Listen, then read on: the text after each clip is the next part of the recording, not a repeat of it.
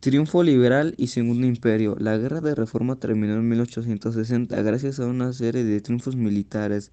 Los liberales entraron a la capital en enero de 1861. Se convocaron elecciones presidenciales y Juárez resultó electo. México negoció y España e Inglaterra retiraron sus tropas. Francia no, pues su emperador Napoleón III deseaba implantar una monarquía en México y obtener un área de influencia en América, pues habían adoptado una política imperialista o expansionista y estaban inmersos en la revolución industrial.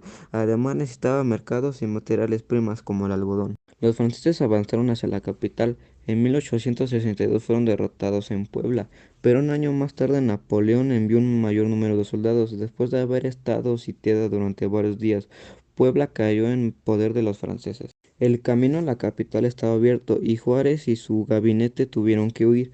Igual que durante la Guerra de Reforma, Juárez se proclamó como gobernante legítimo y constitucional mientras recorría el país y encabezaba la lucha contra el gobierno está establecido en la capital. Candidato idóneo era Maximiliano de Habsburgo, hermano de Francisco José, emperador del Imperio Austrohúngaro. Por sus ligas con las principales casas reinantes de Europa, aceptó cuando le aseguraron que lo pedía la mayoría de los mexicanos. Maximiliano se reveló como un liberal, no derogó las leyes de reforma, expidió leyes que favorecían a los trabajadores, prohibió las tiendas de raya o el pago de salarios mediante mercancías, prohibió el castigo corporal y contempló una jornada máxima de trabajo de 10 horas. Creó una institución para atender quejas de grupos menesterosos. En 1867 el emperador fue juzgado por el Consejo de Guerra y fusilado. Juárez deseaba que este hecho sirviera como ejemplo para disuadir a los extranjeros de intervenciones.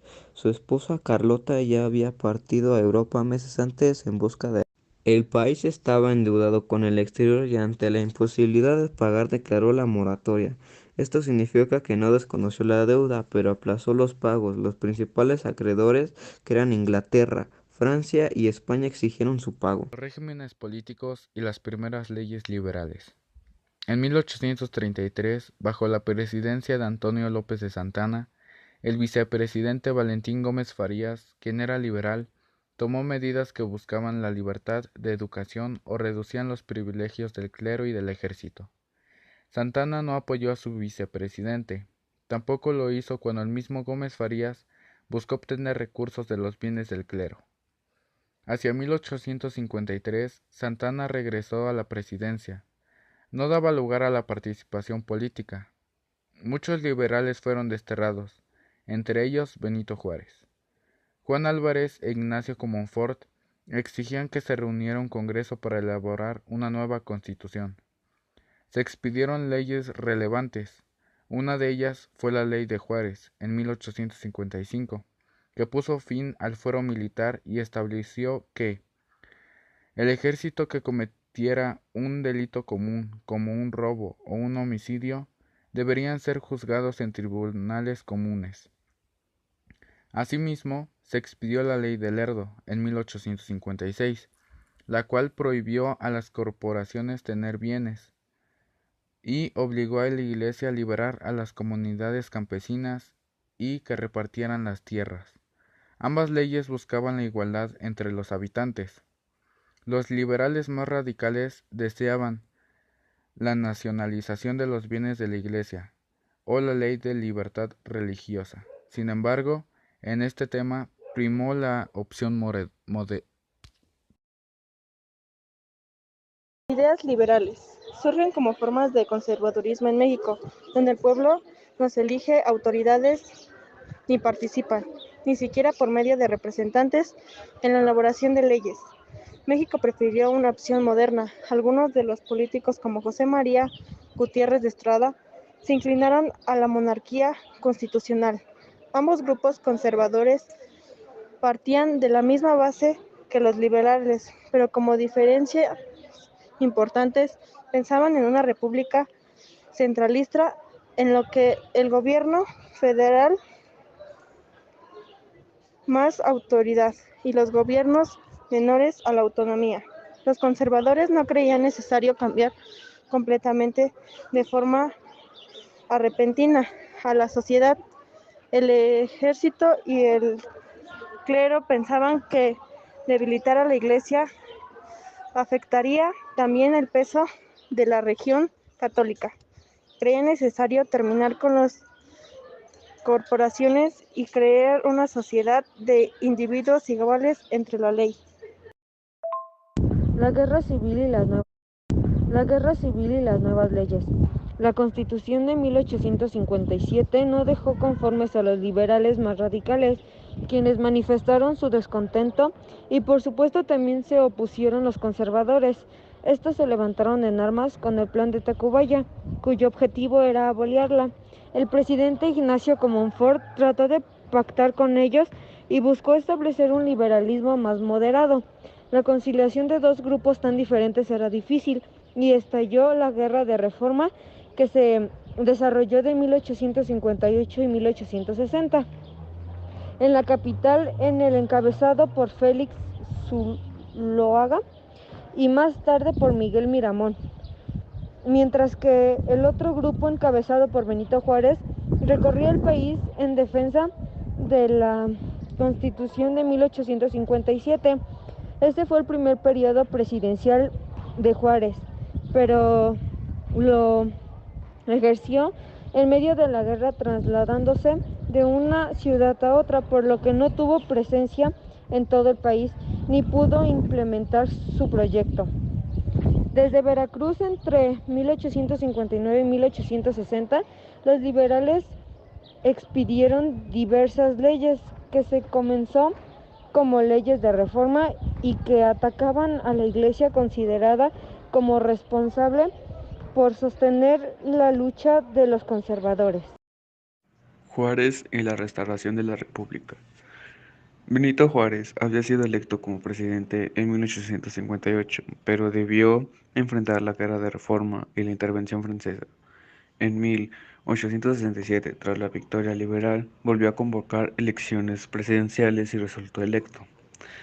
Tratándose de su segundo periodo presidencial, conocido como la República Restaurada porque se restauró el sistema republicano. En este periodo se dio una relativa estabilidad política que permitió llevar a cabo elecciones, en las cuales ganó Benito Juárez. Juárez gobernó de 1868 a 1872. En 1871 se reeligió y ganó las elecciones, a lo cual Porfirio Díaz se opuso. Sin embargo, meses más tarde, Juárez murió y se celebraron nuevas elecciones, en las que triunfó Sebastián Lerdo de Tejada, un liberal más radical, quien logró que las leyes de reforma se incorporaran a la Constitución de 1857, estableciendo principios muy importantes que contemplan, entre otros, la libertad de religión y el principio de enseñanza laica, los cuales se conservan en la Constitución actual y en el sistema político mexicano. Además, el hecho de incluir las leyes secularizadoras en la Constitución le dio fuerzas e impulsó el cambio social y cultural del país.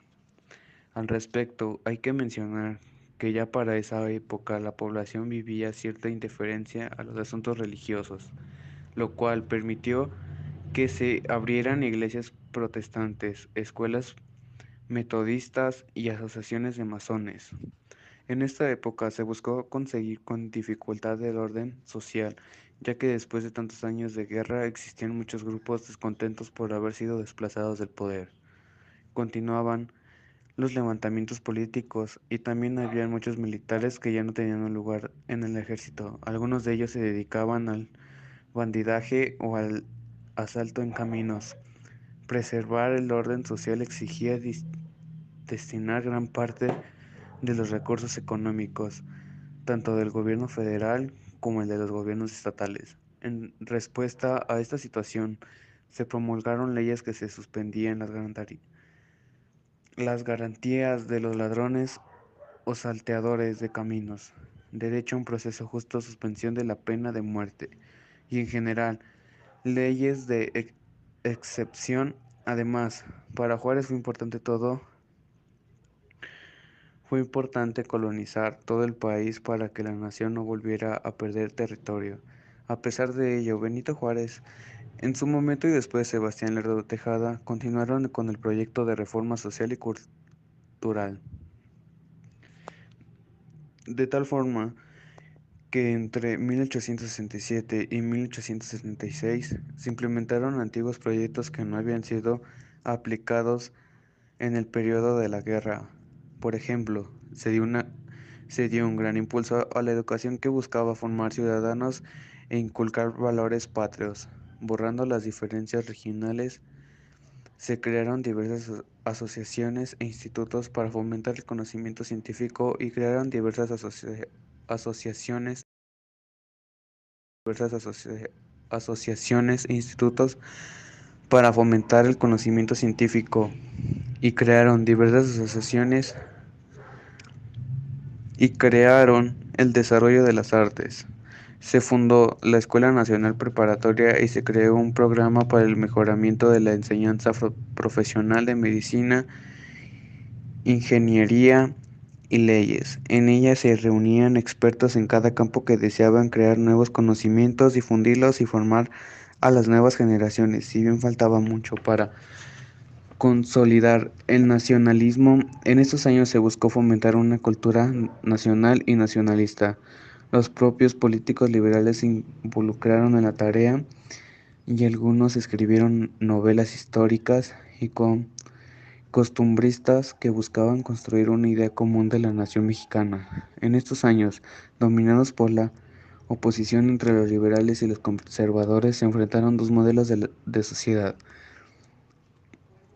uno más respetuoso de las corporaciones y sus fueros, así como de la fuerza de la religión católica y la costumbre, frente a otro individualista, anticorporativista y comprometido con la secularización. Durante la República restaurada se siguió decididamente el primer modelo y se avanzó en esa dirección.